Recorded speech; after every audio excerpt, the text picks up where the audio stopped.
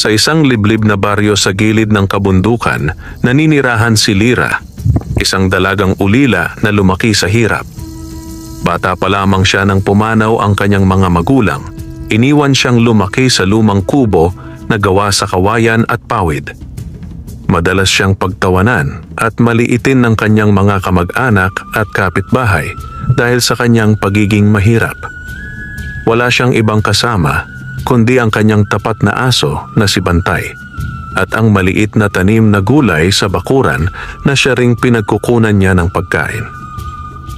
Ngunit isang gabi ng kabilugan ng buwan, habang siya'y nag-iigib ng tubig sa poso, nakarinig siya ng kakaibang kaluskos sa mga tuyong damo sa kanyang bakuran. Inisip niya na isa lamang itong palaka o daga, ngunit nang lumingon siya, napasinghap siya sa nakita. Isang malaking ahas na berde ang kulay at kumikislap sa ilalim ng buwan ang nakatanaw sa kanya. Ang mga mata nito ay tila nagliliyab na ginto, ngunit higit na nakagugulat ay nang bigla itong nagsalita. "Huwag kang matakot, Lyra. Ako'y hindi kaaway. Ako'y kaibigan." Nabitiwan ni Lyra ang timba sa sobrang gulat. "Aahas na nagsasalita?" Bulong niya habang dahan-dahang umatras. Ngunit ngumiti ang ahas. Kung matatawag ngang ngiti ang bahagyang pagangat ng mga gilid ng bibig nito. Dahan-dahan itong gumapang papalapit at may inilabas mula sa kanyang bunganga. Maliliit na piraso ng gintong kumikislap. Isa-isa nitong iniwan ang mga ginto sa tabi ng kanyang bakuran. "Ito'y handog ko sa iyo, dalaga. Huwag mong ikatakot. Ang ginto ay magbubukas ng daan para sa iyong kinabukasan. Ngunit tandaan, ang yaman ay sinusubok ng tukso. Huwag mong ipahintulot na ang inggit at kasakiman ng iba ay magwasak sa iyong puso." Natulala si Lyra, hindi makapaniwala.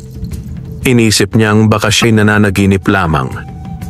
Ngunit nang dakutin niya ang mga gintong iniwan ng ahas, dama niya ang bigat at lamig ng totoong metal. Kinabukasan, binenta niya sa palengke ang isa sa mga piraso ng ginto at sa kauna-unahang pagkakataon, siya ay nakabili ng maraming bigas, isda at mga gamit para sa bahay.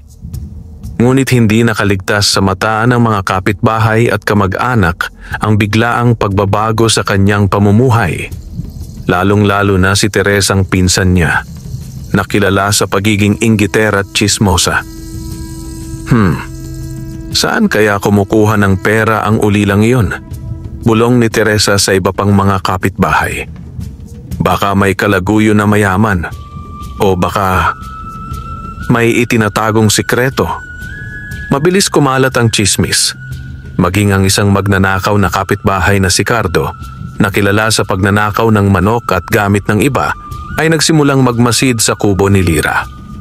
At higit sa lahat, nakarating din ang balita sa isang matandang albularyo sa baryo, si Mang Osias, na may reputasyon bilang makapangyarihan at takot ng karamihan. Sa likod ng kanyang pangalan ay itinatago niya ang kasakiman at paggamit ng kanyang mga gayum at sumpa para lamang sa pansariling kapakinabangan. Nang marinig niya ang tungkol sa biglaang pagyaman ni Lyra, agad niyang inisip na may espiritu o nilalang na nagbibigay ng kayamanan dito. At sa kanyang kasakiman, nagpasya siyang tuklasin at maagaw ito. Ngunit sa kabila ng lahat ng mga matang mapanibugho at mapanganib, gabi-gabi ay bumabalik ang ahas, nagdadala ng maliliit na ginto at nagbibigay ng mga payo kay Lyra. Sa bawat gabing dumaraan, dumarami ang ginto at dumarami rin ang panganib na nadarama ni Lyra. Ngunit sa kanyang puso, may tanong na unti-unting bumabalot. Sino ba talaga ang ahas na ito? Bakit ako ang pinili niya? Mabilis na kumalat ang balitang biglang nagbago ang pamumuhay ni Lyra. Kung dati-rati palaging payat at gutom ang katawan nito, ngayon ay may mga pagkaing nakahain sa hapag at ang kanyang lumang kubo ay unti-unti nang naayos at nagiging maaliwalas. Ngunit kasabay ng kaginhawaan na iyon ay dumami rin ang mga matang mapanibugho. At sa lahat ng ito, si Teresa, ang kanyang pinsan, ang pinakamasama. Si Teresa ay kilala sa baryo bilang palamura, tsismosa, at palaging naiinggit sa mga nakikita niyang mas gumiginhawa kaysa sa kanya. Mula nang mamatay ang mga magulang ni Lyra, si Teresa ang una sa mga umiiwas at nanlalait, madalas pang ibulong sa iba. Sayang ang dalaga, kung walang pera, wala ring kwenta. Kaya nang makita niyang may daladalang mga bagong gamit si Lyra mula sa bayan, bagong pinggan, kumot, at ilang palamuti para sa kubo, nagdilim ang kanyang mukha. "Hindi ako makakapayag na mas yumaman pa siya kaysa sa akin," sigaw ni Teresa sa sarili habang nakasilip mula sa bintana ng kanilang bahay. Kinagabihan, dumalaw siya sa kubo ni Lyra, kunway mabait. "Lyra, pinsan, kumusta ka na? Abay, parang gumanda ang bahay mo, ha? May bago kang kurtina, may pagkain ka pa. Mabuti naman at umaangat ka na." Ngumiti si Lyra, bagamat daman niya ang kasinungalingan sa tono ng pinsan. "Oo, Teresa, medyo sinuwerte lang. May nakatulong sa akin." Biglang kumurap ang mga mata ni Teresa at agad siyang ngumisi. "Nakatulong? Aba, sino? May manliligaw ka bang mayaman? O baka may tinatagong sikreto? Huwag mong ipagkait sa akin, ha?" Nagkunwari lamang si Lyra na hindi niya naririnig ang lason sa boses ng pinsan. "Basta't ipinagpapasalamat ko lang na gumaan ang buhay ko." Ngunit hindi kumbinsido si Teresa. Pag-uwi niya, agad siyang nakipagkita sa ilang kapitbahay na mahilig ding sa tsismis. "Mga mare, hindi normal ang biglang pagyaman ng ulilang iyon. Sigurado akong may nakatagpo siya ng espiritu, duwende, o kung anumang engkanto na nagbibigay ng kayamanan. At kung hindi tayo kikilos, baka siya lang ang makinabang sa lahat." Dito nagsimula ang mas malawak na pag-iimbestiga ng mga kapitbahay. May mga nagmamasid sa tuwing bumibili si Lyra ng pagkain. May mga nag-aabang sa labas ng kanyang kubo tuwing gabi, umaasang may mahuli silang kakaibang nangyayari. Ngunit isang gabi, habang tahimik na nag-uusap sina Lyra at ang mahiwagang ahas sa bakuran, hindi niya napansin na nakasilip si Teresa mula sa likod ng mga sagingan. Nakita ng kanyang mga mata kung paanong dumura ng mga maliliit na ginto ang ahas at iniabot ito kay Lyra. Nanlaki ang mga mata ni Teresa. "Aha, tama ang hinala ko. May ahas na nagbibigay ng kayamanan sa kanya. Kung sa akin lamang mapunta ang nilalang na iyon, ako ang magiging pinakamayaman sa baryo." Agad siyang umuwi, dala ang masidhing inggit at kasakiman. At sa kanyang isip, nagsimula na siyang bumuo ng plano paano maagaw sa pinsan ang mahiwagang ahas. Ngunit hindi niya alam, ang bawat galaw niya ay nararamdaman ng nilalang. Sa katahimikan ng gabi, sumisitsit ang ahas at nagbabala kay Lyra. "Mag-ingat ka, Lyra. May mga matang nakamasid at pusong puno ng inggit. Hindi lahat ng ngiti ay kaibigan at hindi lahat ng dugo ay kapamilya." Habang palihim na binabalak ni Teresa kung paano maagaw ang ahas kay Lyra, may isa pang panganib na dumarating. Si Cardo, ang kilalang magnanakaw sa baryo. Si Cardo ay isang lalaking malakas ang katawan ngunit tamad sa trabaho. Kilala siya sa pagnanakaw ng mga manok, gulay at kung minsan ay mga gamit ng kanyang kapitbahay. Dahil sa takot ng mga tao sa kanyang tapang at pagiging basagulero, madalas ay wala ring naglalakas loob na magreklamo. Nang kumalat ang tsismis na yumayaman si Lyra, agad siyang nagkaroon ng masamang balak. Kung may yaman siya, tiyak may nakatago siyang ginto sa bahay. At kung ako ang makakakuha nun, hindi ko na kailangang magtrabaho habang buhay. Bulong ni Cardo sa kanyang sarili. Isang gabi, matapos uminom ng lambanog, naglakad siya palapit sa kubo ni Lyra. Tahimik ang paligid at ang tanging maririnig lamang ay ang huni ng mga kuliglig at ang tahol ni Bantay. Ngunit sanay si Cardo sa ganitong mga lakad. Dahan-dahan niyang initsa ng buto ang aso upang malibang ito at matahimik. Lumapit siya sa dingding ng kubo, hinanap ang pinakamahina at sirasirang bahagi upang pasukin. Dahan-dahan niyang itinaas ang pawid at sumilip sa loob. Sa isang sulok ay nakalagay ang isang lumang baul na kahoy. Hindi man niya nakikita ang laman, dama niya sa kanyang kutob na doon nakatago ang kayamanan. Ngunit bago niya pa man mabuksan, isang malamig na simoy ng hangin ang dumampi sa kanyang batok. Kasunod nito ay isang mahinang sitsit na tila gumagapang sa lupa. Kss! Nanlaki ang kanyang mga mata nang mula sa dilim ng bakuran ay lumitaw ang malaking ahas na kumikislap ang balat sa ilalim ng buwan. Ang kanyang katawan ay nanlamig at kahit lasing ay bigla siyang natauhan. Anong nilalang ito? Bulong niya habang dahan-dahang umatras. Ngunit bago pa siya makalayo, nagsalita ang ahas sa tinig na malamig at mabigat. Huwag mong subukan ang hindi para sa iyo, Cardo. Ang kasakiman ay may kapalit na kaparusahan. Napatras si Cardo, nanginginig ang tuhod. Hindi niya akalaing totoong may kakaibang nilalang na nagbabantay kay Lyra. Sa sobrang takot, tumakbo siya palayo, halos madapa-dapa sa dilim ng gabi. Ngunit kahit nakatakas, naiwan sa kanyang isipan ang takot at pagkagusto.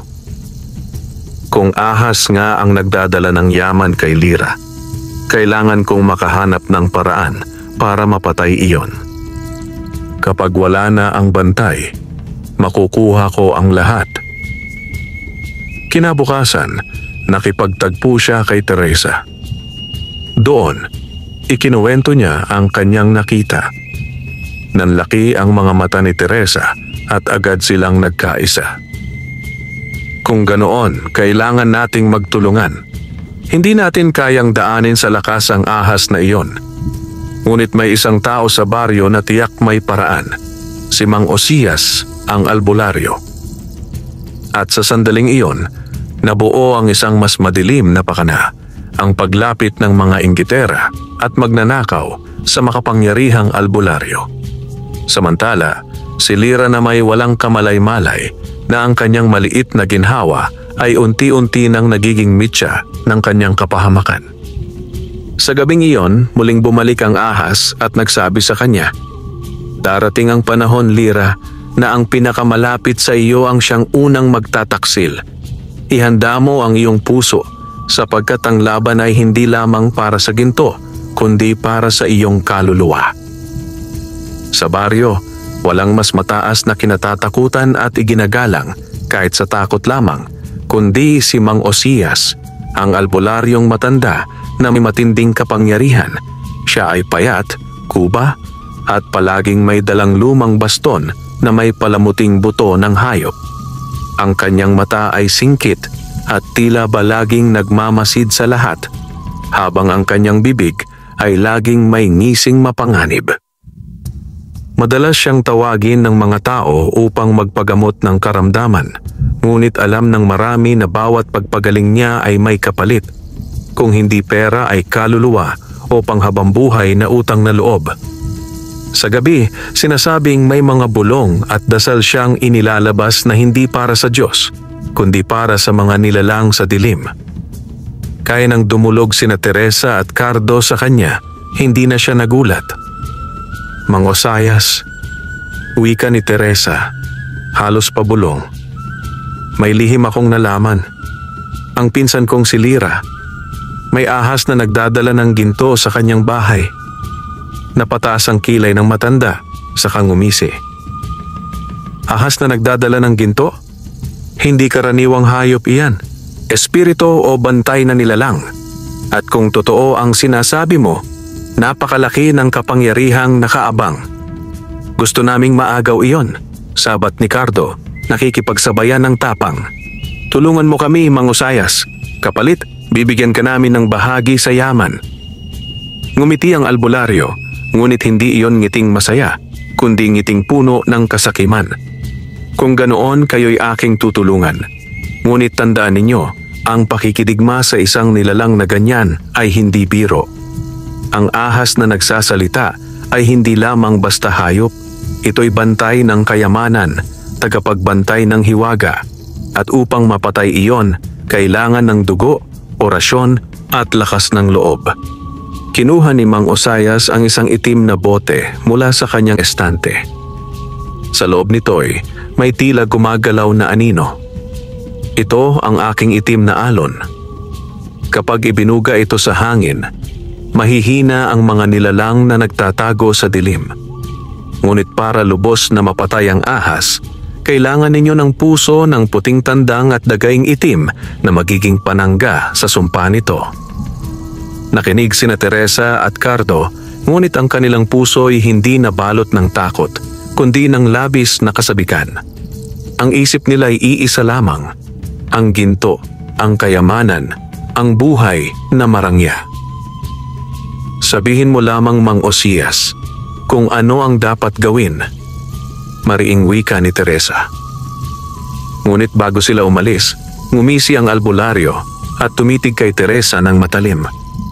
Ngunit tandaan mo, babae, ang kasakiman ay may kabayaran. Kung hindi mo kayang dalhin ang sumpa, baka ikaw mismo ang lamunin ng nilalang na iyong ninanasa.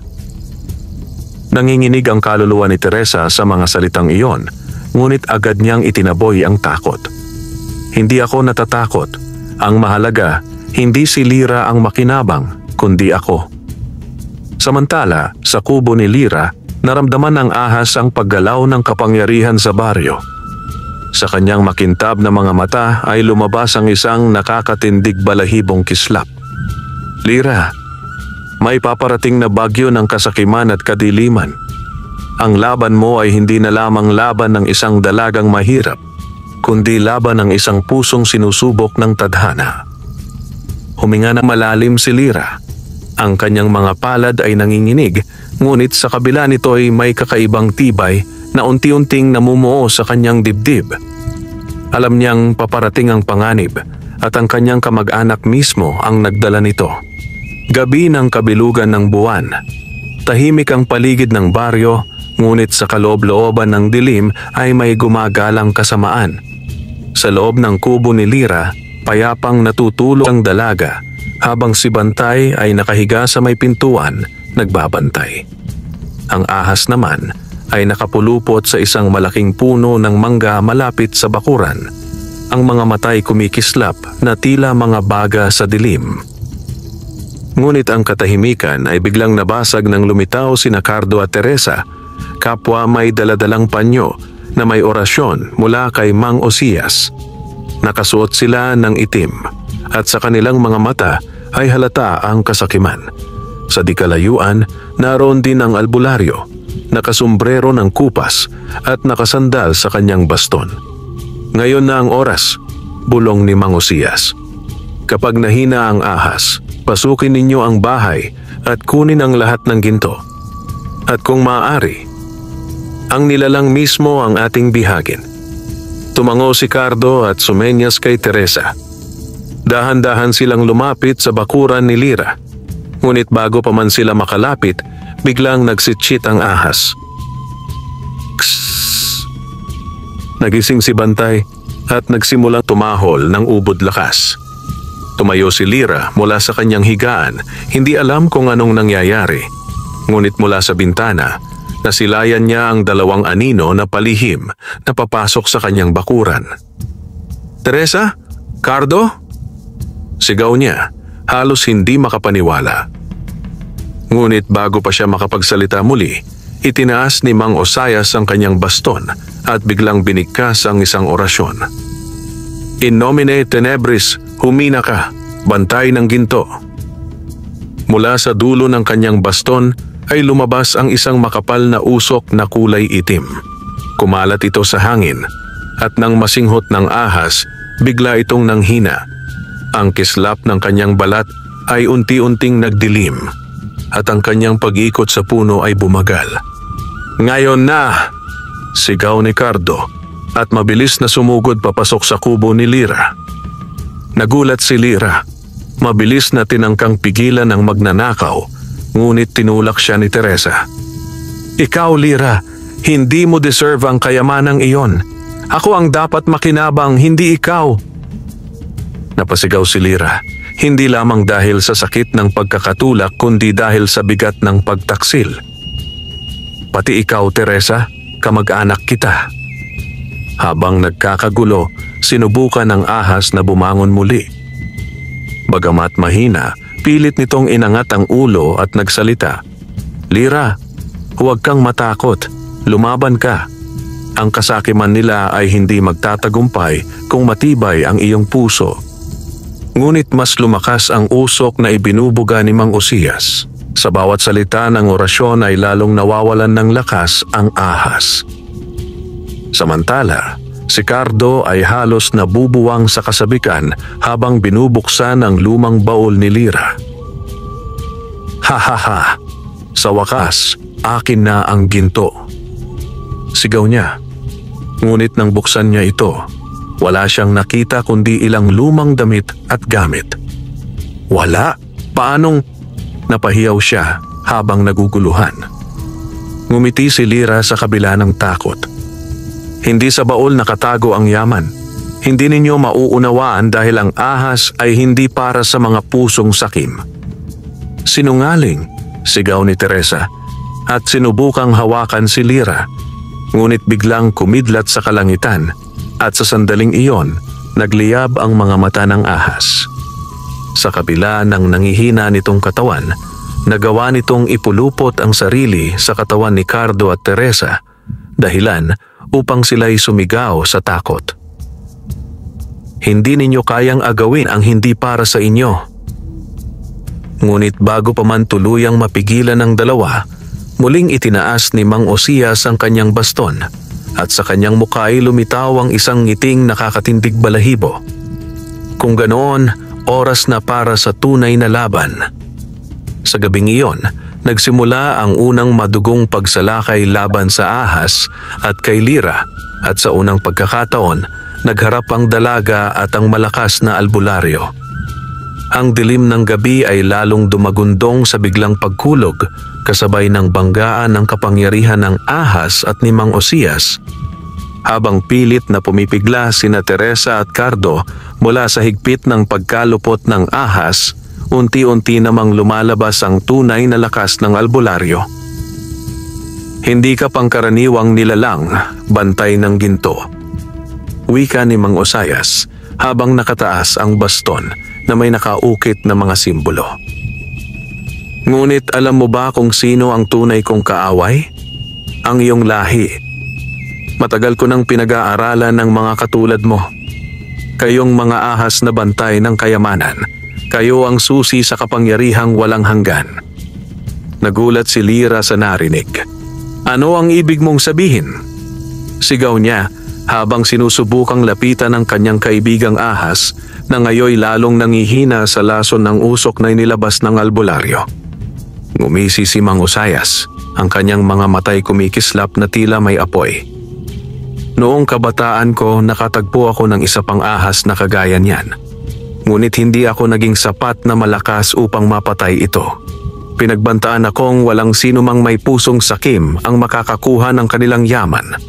At mula noon, isinumpa akong pag-aaralan ang lahat ng itim na orasyon upang magapi sila. Napakurap si Lira. Kaya pala sa bawat gamutan mo sa mga tao, may kapalit na mabigat. Hindi ka nagliligtas kundi gumagamit ng kadiliman. Natawa si Osias, malalim at nakakatindig balahibo. Ano ngayon kung galing sa dilim ang kapangyarihan? Ang mahalaga, ako ang pinakamalakas. At sa gabing ito, Lira, makukuha ko na ang huling sikreto ng iyong bantay. Muling itinaas ni Osias ang kanyang baston, saka binigkas ang mas matinding orasyon. Aperire portam inferni, isuko mo ang iyong kaluluwa at ang ginto'y aking magiging akin. Sa kanyang bibig ay lumabas ang itim na usok na mas malapot at mabaho kaysa kanina. Ang ahas ay napahiyaw ng malakas. Ang kanyang katawan ay nanginginig na para bang tinutusok ng libong karayom. Napasigaw si Lira. Itigil mo yan. Wala kang karapatang saktan siya. At sa sobrang galit, hindi niya namalayang biglang nagliyab ang kanyang mga palad ng kakaibang liwanag. Liwanag na hindi niya kailanman nakita sa kanyang sarili. Nagulat si Mang Osias. Ano ito? Maging ang ahas ay napangiti sa kabila ng sakit. Lira, lumalabas na ang totoong lakas mo. Huwag kang matakot. Ang pusong dalisay ay hindi kailanman matatalo ng kasakiman. Habang kumikislap ang mga kamay ni Lira, tila ba unti-unting humihina ang itim na usok na bumabalot sa paligid. Napaatras si Mang Osias, hindi makapaniwala sa kanyang nakikita. Samantala, si Teresa at Cardo na noon ay halos mawalan ng ulirat sa higpit ng pagkakapulupot ng ahas ay muling nagsimulang magpumiglas. Ngunit sa kanilang puso, halata ang takot, lalo na nang makita nilang si Lira mismo ay tila nagbabago, nagiging kasangkapan ng isang puwersang hindi nila maipaliwanag. Hindi maaari, sigaw ni Osias. Walang ulilang tulad mo ang pwedeng humadlang sa akin. Ngunit sa kalooban ng dalaga, may naramdaman siyang boses. Hindi lamang sa ahas, kundi tila galing sa kanyang sariling puso. Lira, ikaw ay pinili. Ikaw ang magiging tagapangalaga, hindi lamang ng kayamanan, kundi ng katarungan laban sa kasakiman. At sa gabing iyon, unti-unting nabunyag na si Lira ay hindi basta isang ordinaryong dalaga. May lihim na kapalaran siyang hindi pa niya lubos na uunawaan. Ngunit bago pa man niya masilayan ang buong katotohanan, ngumisi si Mang Osias at muling tumindig. Kung ganoon, hindi pa tapos ang laban. Sa susunod na gabi ng kabilugan ng buwan, babalik ako. At sa oras na iyon, hindi na ako mabibigo. Kasabay ng kanyang mga salita ay naglaho siya sa isang ulap ng usok. Iniwan sina Lira, Teresa, Cardo at ang sugatang ahas sa gitna ng bakuran. Habang nakatitig si Lira sa bituin, alam niyang nagsisimula pa lamang ang mas malaking digmaan. Matapos ang biglaang paglaho ni Mang Osias, naiwan si Lira sa gitna ng bakuran, hingal na hingal, at ang kanyang mga palad ay patuloy pang nagliliwanag ng malamlam na liwanag. Ang ahas ay nakahandusay sa damuhan, mahina ngunit muling humihinga, habang sina Teresa at Cardo naman ay tahimik na nagtatago sa dilim, nanginginig sa takot sa mga nakita nilang kapangyarihan. Lira, mahinang wika ng ahas. Ang boses nito'y paos at mabagal. Ang liwanag na lumabas mula sa iyong mga kamay, iyan ang matagal ko nang hinahanap. Iyan ang palatandaan na ikaw ay pinili. Hindi ako nagkamali nang lapitan kita. Napatingin si Lira sa kanyang mga kamay. Pinili? Ano ang ibig mong sabihin? Hindi ko alam ang nangyayari. Ako'y isang simpleng ulila lamang. Ngumisi ang ahas, bagamat nanghihina. Hindi lahat ng ulila ay ordinaryo. May mga nilalang na tulad ko, mga bantay ng sinaunang kayamanan na naghahanap ng pusong dalisay. Ang kayamanang dala ko ay hindi para sa mga sakim, kundi para sa mga taong may layuning ipagtanggol ang kabutihan. Kaya't ikaw ang napili ko, Lira. Ikaw ang magiging tagapangalaga, hindi lamang ng ginto, kundi ng kapangyarihan laban sa kasamaan. Napaluha si Lira. Hindi niya akalain na sa kabila ng lahat ng kahirapan at pangungutya ng kanyang mga kamag-anak, may mas malaking dahilan pala kung bakit siya nabubuhay.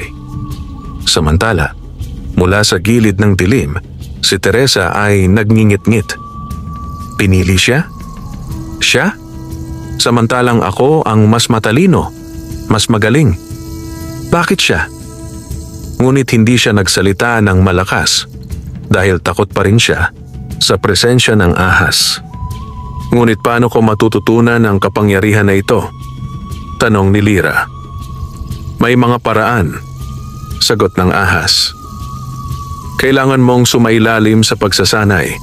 Ang liwanag na lumabas sa iyong mga kamay ay hindi basta-basta, kundi bunga ng iyong dalisay na puso. Ngunit kung hindi mo ito mapapangalagaan, maaari rin itong maglaho. Nagpahinga ang ahas, ngunit bago ito tuluyang natulog, nagsabi pa ito, "Sa loob ng 3 araw, darating muli si Mang Osayas. Kailangang maging handa ka, Lira. Hindi lamang ang iyong buhay ang nakataya, kundi pati na rin ang kaligtasan ng buong baryo." Sa mga sumunod na araw, nagsimula ang kakaibang pagsasanay ni Lira. Sa bawat paghawak niya sa lupa, unti-unting lumilitaw ang maliliit na bulaklak kahit sa tuyong damo. Kapag nakapikit siya at nagdarasal ng taimtim, lumalabas ang malamlam na liwanag mula sa kanyang mga palad. Natutunan niyang pakinggan ang bulong ng hangin at sa bawat gabi, ang ahas ay nagtuturo sa kanya ng mga lihim na dasal na galing sa sinaunang panahon. Mga panalangin na hindi humihingi ng kapalit kundi nagmumula sa tunay na kabutihan ng loob. Ngunit hindi naging madali ang lahat. Madalas ay bumabalik sa isip ni Lira ang pangungutya ni Teresa at ng ibang kamag-anak. May mga oras na naduduwag siya, na iniisip niyang hindi niya kakayanin.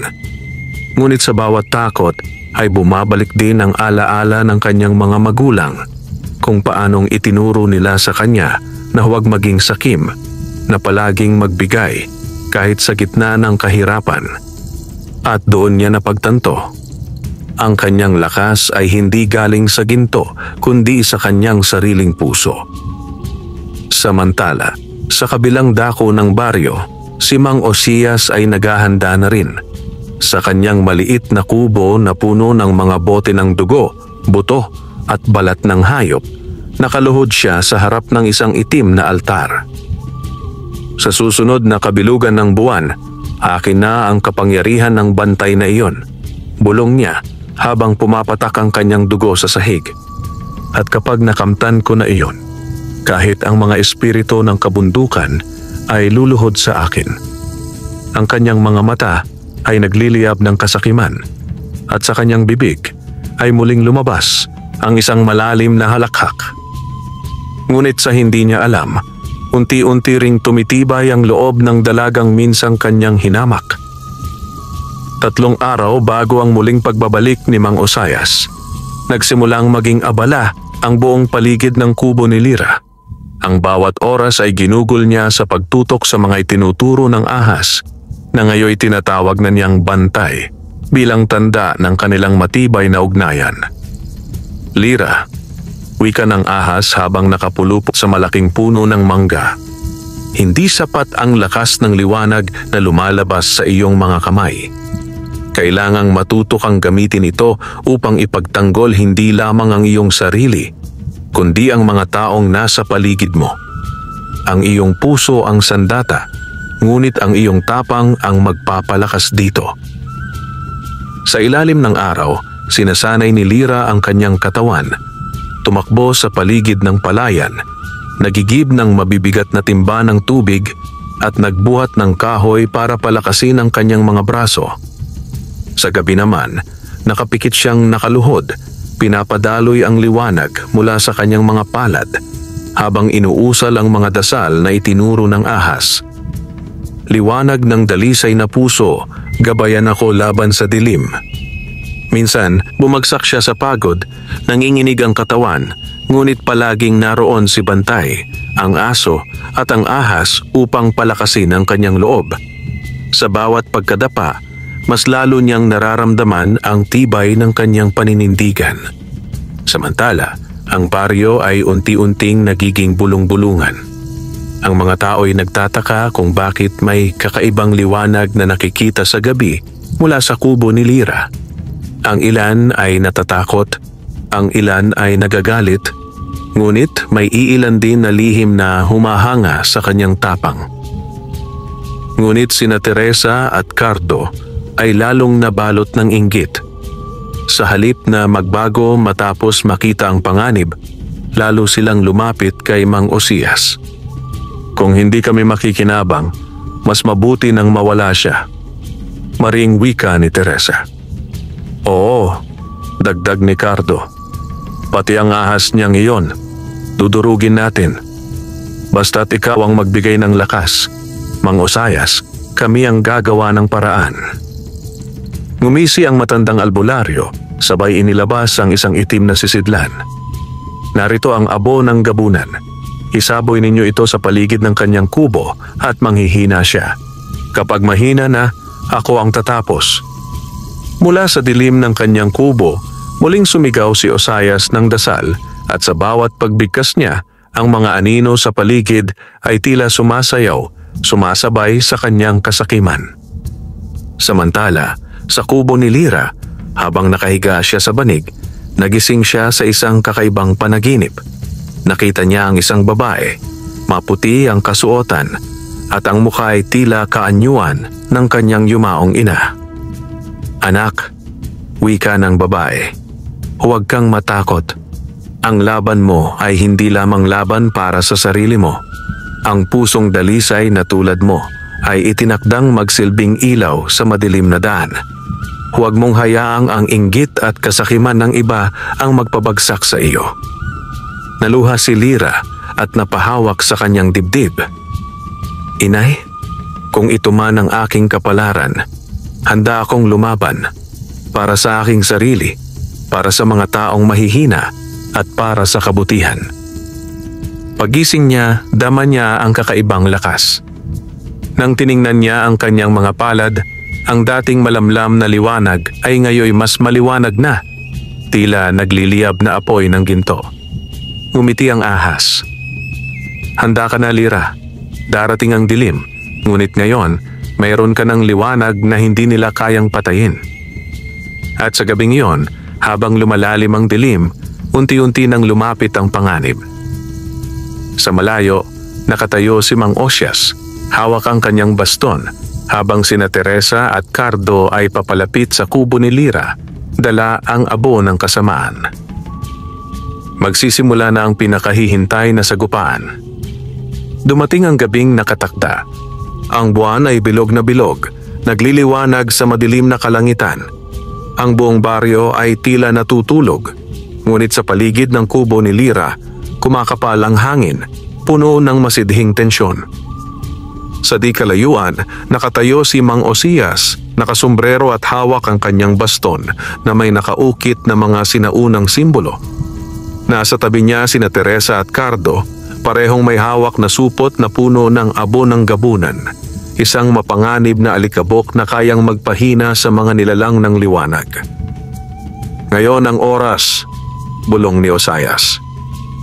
Isaboy ninyo ang abo at ako ang tatapos sa kanila. Dahan-dahan, lumapit sina Teresa at Cardo sa kubo ni Lira. Sa bawat hakbang, ramdam nila ang malamig na hangin na tila humahaplos sa kanilang balat.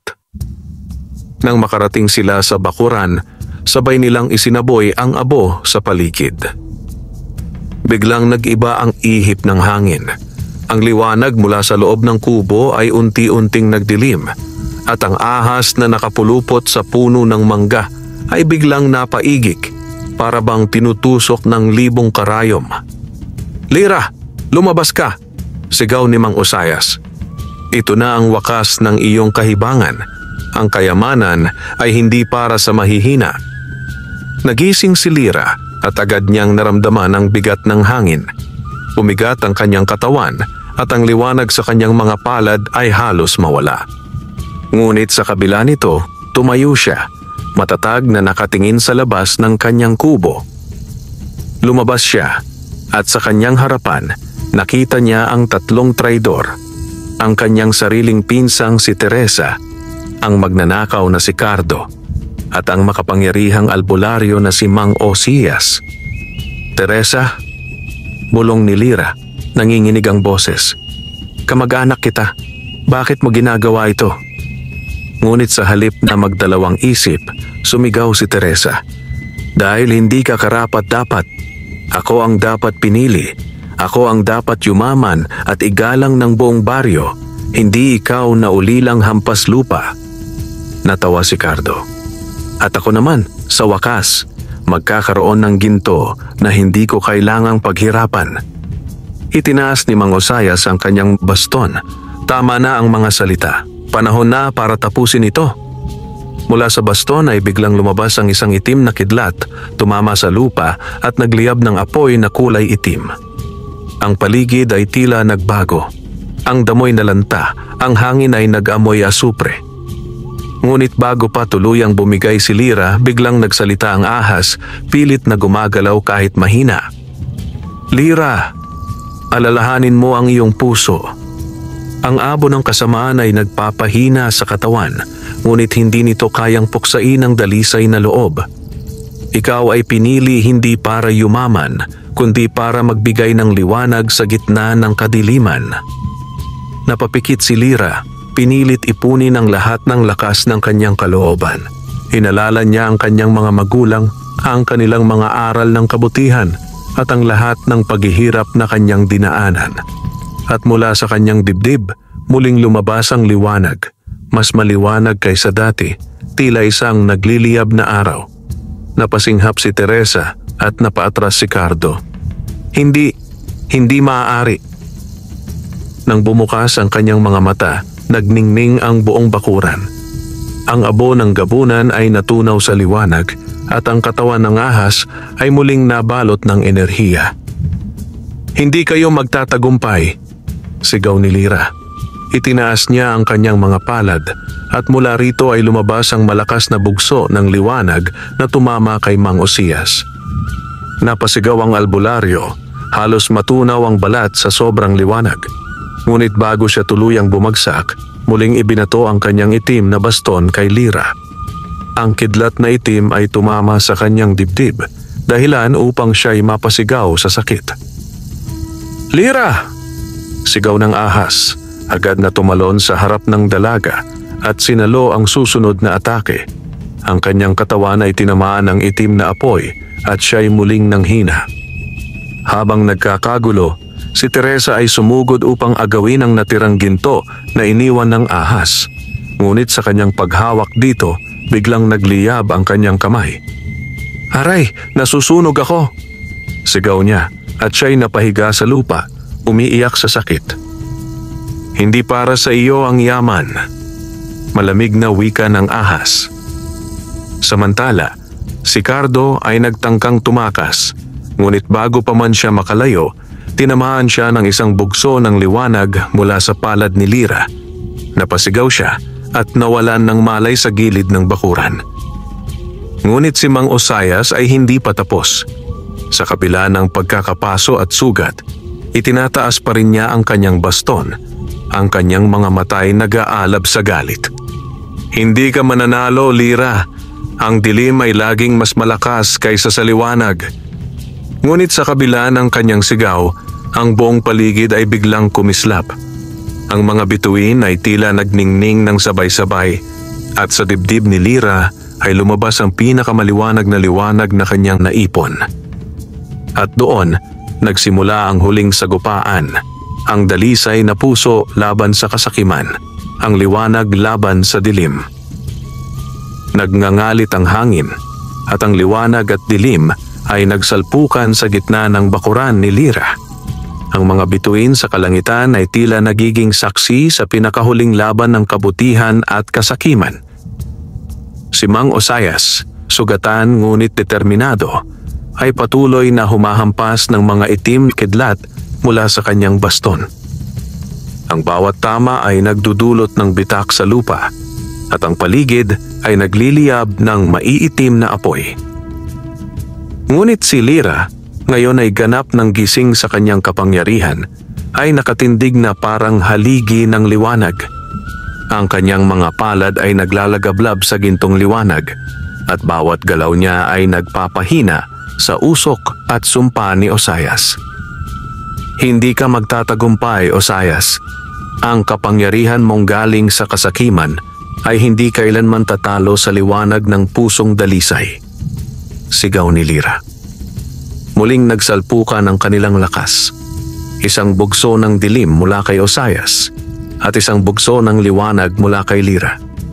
Sa gitna ng sagupaan, umalingaw-ngaw ang tinig ng ahas. "Lyra, ngayon ang iyong oras. Isanib mo ang iyong lakas at ang lakas ko," Sama-sama nating wakasan ang kasamaan. Ang ahas, bagamat sugatan, ay umikot sa katawan ni Lyra at naging isang gintong anino na pumasok sa kanyang dibdib. Biglang lumakas ang liwanag ng dalaga, mas maliwanag pa kaysa buwan. Si Osias ay napaatras, ang kanyang mga matay na milog sa takot. Hindi maaari. Ako ang pinakamalakas na albularyo. Ako ang hari ng dilim. Ngunit huli na ang lahat. Itinaas ni Lyra ang kanyang mga kamay at ibinuhos ang lahat ng liwanag sa isang matinding bugso. Tinamaan si Osias at ang kanyang katawan ay nabalot ng gintong liwanag. Isang pusong sakim ay walang lugar sa mundong ito. Napasigaw si Osias ng ubod lakas. Ang kanyang katawan ay unti-unting nagiging abo hanggang sa tuluyang maglaho sa hangin. Ang kanyang baston ay nadurog at nagpulbos, ikinakalat ng hangin sa kawalan. Samantala, si Teresa ay nakahandusay pa rin, nanginginig at umiiyak. Ang kanyang mga kamay ay may paso mula sa kanyang pagtatangkang agawin ng ginto. Lumapit si Lyra at bagamat sugatan at puno ng hinanakit, nagawa niyang magpakita ng awa. Teresa, kamag-anak kita.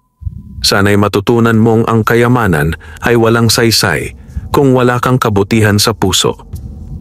Ngumangawa si Teresa, hindi makasagot at tuluyang nawalan ng malay. Si Cardo naman ay wala na ring malay sa gilid ng bakuran, tila pinatahimik ng sariling kasakiman. Nang tuluyang maglaho ang dilim, unti-unting bumalik ang katahimikan sa baryo. Ang hangin ay naging malamig at presko at ang buwan ay muling nagbigay ng liwanag na payapa. Mula sa dibdib ni Lyra ay muling lumabas ang ahas, ngunit ngayon ay mas maliwanag na at tila kumikislap ng ginto. Natupad mo ang iyong kapalaran, Lyra. Hindi na ako kailangang manatili dito sapagkat natagpuan ko na ang tunay na tagapangalaga ng kayamanan, ikaw. Naluha si Lyra, ngunit ngumiti. Maraming salamat, kaibigan. Hindi ko makakalimutan ang lahat ng itinuro mo. At sa huling pagkakataon, ang ahas ay naglaho na parang usok na sumama sa liwanag ng buwan. Naiwan si Lyra, sugatan ngunit matatag, handang harapin ang bagong buhay. Kinabukasan, nagulat ang buong baryo sa kanilang nakita. Ang dating kubo ni Lyra ay nagmistulang bago at matibay, parang pinatibay ng isang mahiwagang kapangyarihan. Si Lyra mismo ay tila nagiba. Hindi lamang siya ang ulilang kilala nila, kundi isang babaeng nagdadala ng kakaibang liwanag. Sa gitna ng lahat, napagtanto ng mga tao ang isang aral. Hindi yaman o ginto ang sukatan ng tao, kundi ang kabutihan at talisay na puso. At si Lyra, ang dalagang dating pinagtatawanan, ay naging alamat ng baryo, ang babaeng pinili ng ahas na bantay ng kayamanan at nagwagi laban sa kasakiman ng tao at kadiliman ng albularyo. Wakas,